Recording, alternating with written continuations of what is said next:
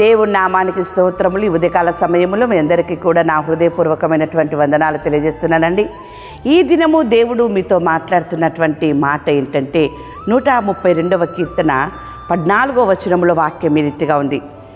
ఇది నేను కోరిన స్థానము, ఇది నిత్యము నాకు విశ్రమ స్థానముగా నుండును, ఇక్కడనే నేను నివసించేదను. ఎంత అద్భుతమైనటువంటి మాట! దేవుడు కోరినటువంటి స్థలం అది. ఇక్కడనే నేను నివసించేదను అంటున్నాడు. దేవుడు ఎక్కడైతే నివసిస్తాడో అక్కడ కొదవ ఉండదు. చూడండి, వాక్యం సెలవిస్తూ ఉంది. దాని ఆహారము నేను నిండారులుగా దీవించేదను, దానిలోని బీదలను ఆహారముతో తృప్తిపరచెదను, దాని యాజకులకు రక్షణ వస్త్రముగా ధరింపజేసేదను, దానిలోని భక్తులు బిగ్గరగా ఆనందకానము చేసేదరు. ఎంత అద్భుతమైనటువంటి మాట! దేవుడు కోరుకున్నటువంటి ఆ యొక్క స్థలములో దేవుడు నివసిస్తాడట. పరిశుద్ధాలయములో దేవుడు నివసిస్తాడు. పరిశుద్ధాలయములోనికి వెళ్ళినటువంటి ఆ బిడ్డలకి, దేవుని బిడ్డలారా, తృప్తిని కలగజేస్తూ ఉన్నాడు. తృప్తికరమైనటువంటి ఆహారమును వారికి ఇస్తూ ఉన్నాడు. అలాగుననే వారిని నిండారుగా దీవిస్తూ ఉన్నాడు. అలాగుననే యాజకులకు రక్షణను వస్త్రముగా ధరింపజేస్తూ ఉన్నాడు. ఎంత అద్భుతమైనటువంటి కార్యము దేవుని బిడ్డలారా! ఈరోజు దేవుని మందిరములో దేవుడు ఉన్నాడు. నీవు దేవుని మందిరంలో ఉన్నావా? ఇలాగున నువ్వు దీవించబడతావు, ఇలాగున నువ్వు తృప్తిపరచబడతావు. దేవుని బిడ్డలారా, దేవుని మందిరంలో దేవుడు ఉన్నాడు కదా. నీ హృదయమే దేవుని మందిరం. నీ హృదయంలో దేవుడు ఉన్నాడా?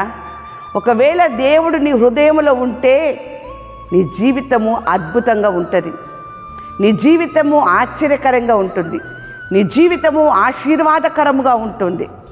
నీ హృదయం అనేటటువంటిది ఆ యొక్క దేవాలయములో లేక మందిరములో దేవుడు ఉండకుండా వేరే వాటికి నివాసముగా ఉన్నదా? నీ స్థితి భయంకరంగా ఉంటుంది దేవుని బిడ్డలారా. అంతేకాదు, వాక్యం సెలవిస్తూ ఉంది కదా. రాజుల మొదటి గ్రంథము 8వ అధ్యాయము 29వ వచనములో వాక్యం ఈ రీతిగా ఉంది. నీ దాసుడనైన నేను చేయు ప్రార్థనను దయతో అంగీకరించినట్లు నా నామము అక్కడ ఉండునని ఏ స్థలమును గూర్చి నీవు సెలవిచ్చితివో ఆ స్థలమైన ఈ మందిరము తట్టు నీ నేత్రములు రేయింబగలు తెరవబడి ఉండునుగాక. ఎంత అద్భుతమండి! ఎక్కడనైతే దేవుడు నివాసము చేస్తానంటున్నాడో, ఏ స్థలమునైతే దేవుడు కోరుకొని ఉంటూ ఉన్నాడో ఆ స్థలము దగ్గర, ఆ స్థలమైనటువంటి ఈ మందిరము తట్టంట దేవుని నేత్రములు రేయి బగలు తెరవబడి ఉండునుగాక అని భక్తుడంటూ ఉన్నాడు. దేవుని బిడ్డలారా, దేవుని మందిరములో నువ్వు వెళ్ళి ప్రార్థన చేసినట్లయితే ఆయన నేత్రములు నీ పైన ఉంటాయి. ఆయన నిన్ను చూస్తాడు, తృప్తిపరుస్తాడు, నిన్ను స్వస్థపరుస్తాడు, నిన్ను విడిపిస్తాడు, నీకు విజయమునిస్తాడు. తన యొక్క రక్షణ అనే వస్త్రమును ఆయన నీకు ధరింపజేస్తూ ఉంటాడు. దేవుని బిడ్డలారా, అంతేకాదు, వాక్యం సెలవిస్తూ ఉంది. రాజుల మొదటి గ్రంథము 5వ అధ్యాయము 4వ వచనములో, ఇప్పుడు శత్రువు ఒక్కడును లేకుండాను అపాయమేమియు కలగకుండాను నా దేవుడైన యెహోవా నలుదిశలను నాకు నెమ్మది దయచేసి ఉన్నాడు. ఎంత అద్భుతమండి!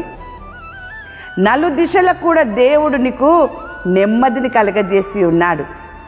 ఎప్పుడు నువ్వు దేవుని మందిరములోనికి వెళ్ళి దేవుని మందిరములో నీవు ఆయనకు మొరపెట్టినప్పుడు, అదే విధముగా నీ హృదయం అనే ఆలయము దేవునికి నివాస స్థలము అయినప్పుడు నీకు నలుదిక్కులు కూడా నెమ్మదే. శత్రువులు అనేవారే ఉండరు. అపాయం అనేది నీకు రాదు దేవుని బిడ్డలారా. అంతేకాదు, వాక్యం సెలవిస్తూ ఉంది, రాబోవు కాలమునందు నీకు మేలు కలుగునట్లు నమ్మిక ఉన్నది. రాబోవు కాలంలో ఇప్పుడు నీకు మేలు, ఇప్పుడు నీకు నెమ్మదే. రాబోవు కాలములో కూడా నీకు మేలు కలుగుతుంది. అటువంటి గొప్ప కార్యము దేవుడు నీ జీవితంలో చేయబోతూ ఉన్నాడు, మీ కుటుంబంలో చేయబోతూ ఉన్నాడు. దేవుని యందు నమ్మిక ఉంచు, మేలును చూస్తావు. ఈ ఉదయకాల సమయంలో దేవుడు మీతో మాట్లాడుతున్నటువంటి మాట యెషయా గ్రంథము 54వ అధ్యాయము 17వ వచనం, నీకు విరోధముగా రూపింపబడిన ఏ ఆయుధమును వర్ధిల్లదు.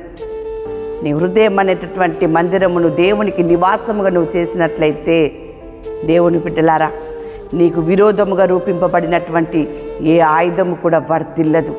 ఆ రీతిగా దేవుడు నీకు సంతోషమును, ఆ యొక్క సమాధానమునిచ్చి నిన్ను నీ కుటుంబాన్ని ఆశీర్వదించును గాక.